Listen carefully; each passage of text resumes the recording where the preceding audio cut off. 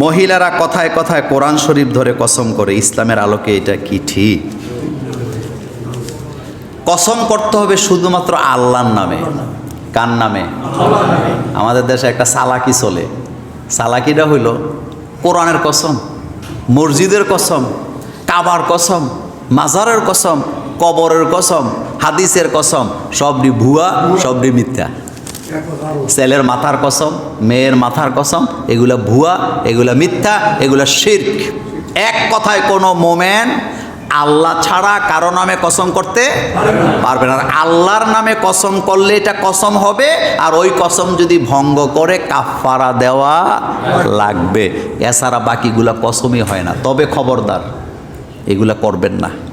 কথায় কথায় যারা মিথ্যা কসম করে, কিয়ামতে আল্লাহ তাদের চেহারার দিকে তাকাবেন না। সহি হাদিস। কথায় কথায় যারা মিথ্যা কসম করে, হারামও খাই নাই, হারামও দেখি নাই, হারামও যাই নাই, হারামও করি নাই, আসলে সবই ঠিক করছে। কথা বলেন ঠিক না? মহিলারা জিজ্ঞেসেন আপনি কি এটা খাইছেন? হারামও খাইনো। একজন পুরুষকে জিজ্ঞেসেন আপনি কি এটা? কেন? হারামও করি নাই।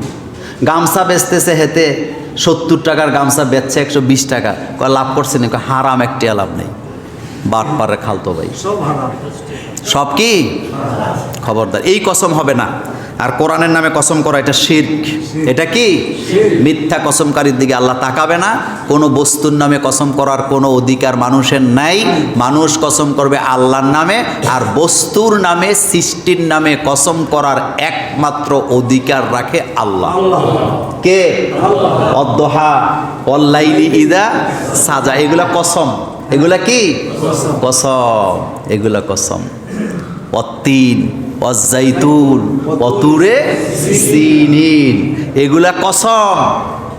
লা উকসিমু বিহাযাল বালাদ। খুব মনোযোগ।